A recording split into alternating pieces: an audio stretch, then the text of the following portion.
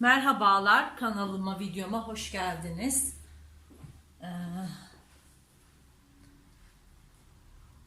Geçen günkü elbisemden kalan penye kumaşımla atlet dikeceğimi söylemiştim. Ve şimdi atletimizi kesip dikeceğiz arkadaşlar. Ben bu kumaşı çok beğendim. Bundan sporcu atleti kesip dikeceğim. Kol evini ve yakasını bir ele temizleyeceğim için şöyle aparama göre 3.8 üzerinden çizdim. Buradan biyelerimizi önce bir kesiyoruz.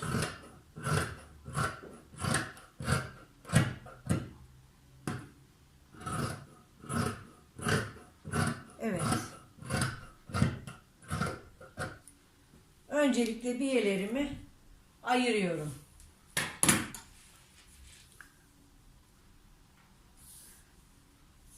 Evet arkadaşlar, sporcu atleti için ensemizi 10 santim işaretliyoruz.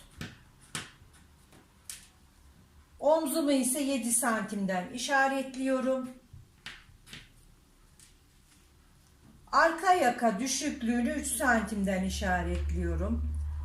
Omuz düşüklüğünü de 2,5 santimden işaretliyorum. Ve arka yakamı hemen cetvelimle şu şekilde çiziyorum.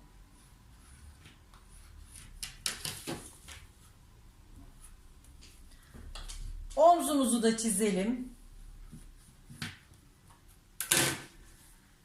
Evet, omuz düşüklüğünden aşağıya 21 santim kol evi açıklığımızı işaretliyoruz. Şimdi şuradan hemen burayı çiziyorum.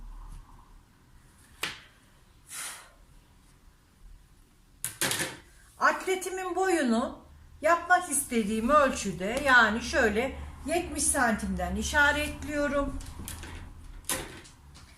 Ve 70 santimden atletimin boyunu kapatıyorum şu şekilde.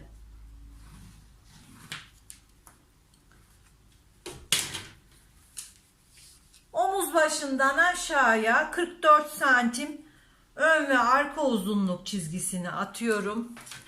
Bel hattı için. Evet. Atletimin vücuda oturmasını istiyorum. O yüzden bel hattını çizdim. 20 santim kalça düşüklüğünü veriyorum. Burayı da düz çiziyorum arkadaşlar atlet için. Ve ölçülerimi yerleştiriyorum. Göğüs ölçüsünü 25 santim kullanıyorum. Göğüsü 1/4 yapıyorum arkadaşlar. Ve pay vermeden kullanıyorum. Belde oturmasını istediğim için belimde 2 santim içeri giriyorum ve 23 yapıyorum. Baseni ise 27'den çalışıyorum. Evet. Şimdi riga cetvelimle bel oyuntusunu çiziyoruz. Rigamızı hemen çevirip şöyle kalça hattımızı riganın açıklığına göre çiziyoruz arkadaşlar. Arka ve ön ikisi birlikte çalışıyorum 4 kat. Şimdi kol evimizi de çizip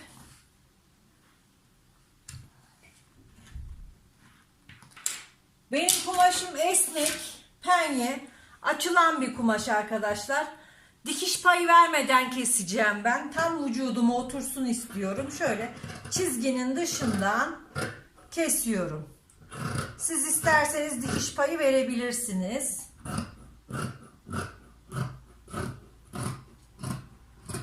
Evet. Atletimi ön ve arka birlikte kesiyorum. Ben biraz boynu da uzun olsun istedim arkadaşlar. Hazır satılan atletler kısa oluyor. Ben kısa atlet sevmiyorum. Siz boyunu istediğiniz gibi ayarlayabilirsiniz. Şimdi ön bedenimi ve arka bedenimi ayırıyorum. Şimdi öncelikle ön bedenimi keseceğim. ön bedenimdeki değişiklikleri yapacağım arkadaşlar. Atlet olacağı için yakası biraz açık olabilir. Şöyle 13 santimden işaretini atalım. Ve yine cetvelimizin yardımıyla yakamızı güzel bir oyuntuyla açalım. Evet.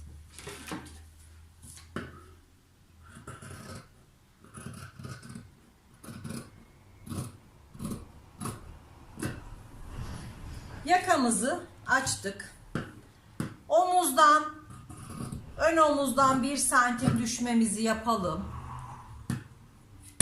Kol evinden 0 girerek öndeki oyuntumuzu da yapalım. Evet. Şimdi önümüz hazır arkadaşlar. Şimdi arkadaki değişiklikleri yapacağız. Şu şekilde arkamız. Ben arkamı sporcu atleti olacağı için arkadaşlar daha çok oymak istiyorum. Şu şekilde. Şöyle bir çizelim bakalım. Oyun hoşumuza gidecek mi? Şu şekilde çizdim. Ve buradan tamamlamaya çalışacağım.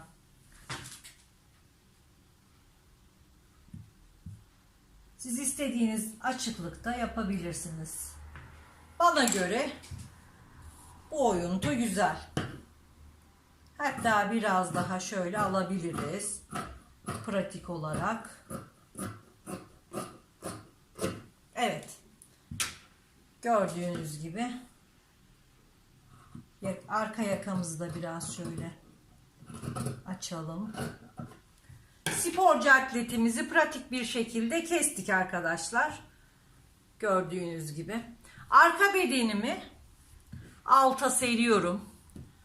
Ön bedenimi alıyorum. Bunları bu şekilde omuzlardan dikeceğim arkadaşlar. Tek omzumuzu dikeceğiz. Tek omzumuzu açık bırakıp biyelerimizi takacağız arkadaşlar. Evet. Şurada biye kesmiştik. Hazırlamıştık. Biyelerimizden 2 kol ve 1 yaka çıkacak. Bu da çıkar arkadaşlar. Hatta ön yakamı biraz daha oymak istiyorum.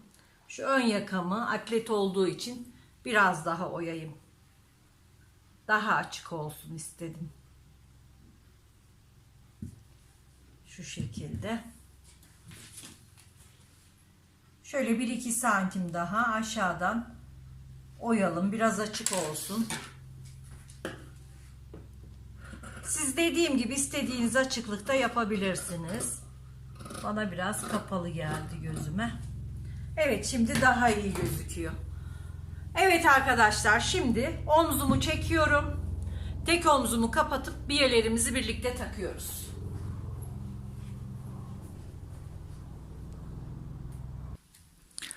Evet arkadaşlar, biye aparamızı hazırladık. Atletimizin tek omzunu diktik. Ve yakaya biye takmayla başlıyoruz arkadaşlar. Tek omzumuzu açık bıraktık. Şu şekilde önden başlıyoruz. Bakın.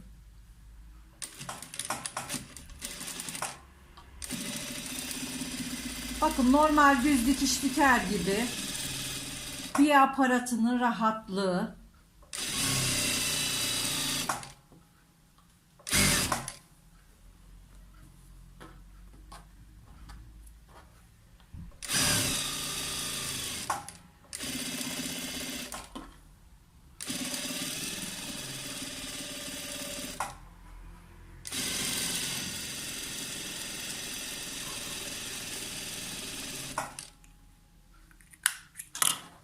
Evet arkadaşlar, gördüğünüz gibi bakın, ön yakamızı, ön ve arkamızı, yakamızı temizledik.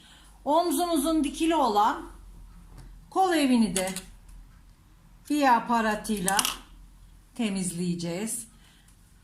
Şöyle bakıyorum. Evet, burası yetecektir koluma.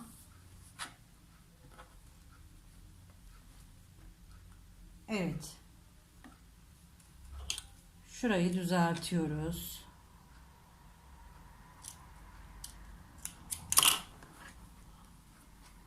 Ve hemen koluma biyemi takmaya başlıyorum.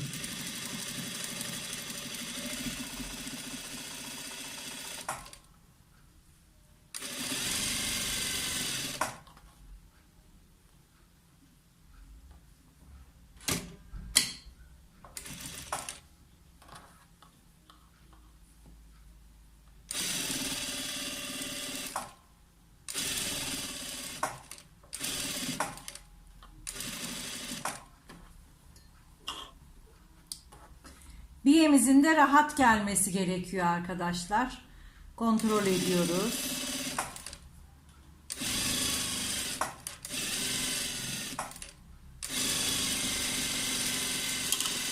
Evet, kolumuzu da temizledik ve biyemizin ek yerine geldik. Dikiş var. Bu dikişleri atıyoruz.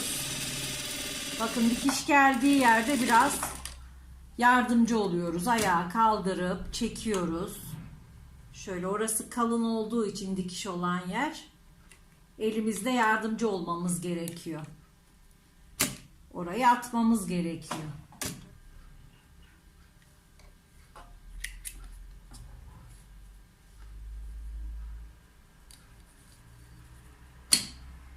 Evet, dikiş olan yeri geçirdik.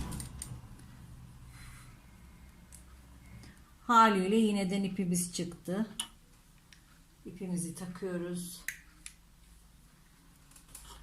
Evet, şimdi açık olan omzumu dikip geliyorum arkadaşlar.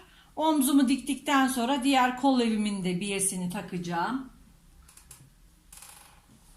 Ben dikip gel. Evet arkadaşlar, tek omzumuzu da diktik gördüğünüz gibi. Şimdi buranın da kol biyesini takacağız. Yanlarımızı kapatacağız. Etek ucuna reçme yapacağız ve atletimiz bitti, sporcu atletimiz. Bakın, biyemizin rahat gelmesi gerekiyor.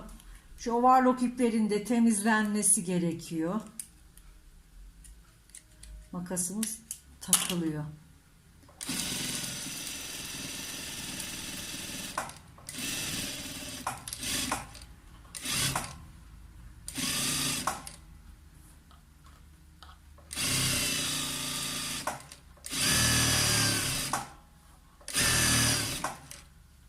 Biyemiz tam yetecek.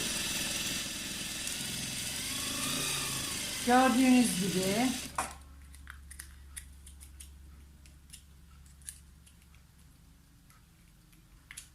Makas takılıyor.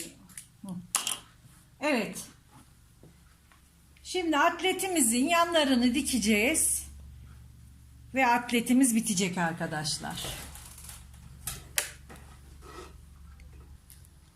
Evet arkadaşlar, sporcu atletimiz bitti. Gördüğünüz gibi çok güzel ve şık oldu.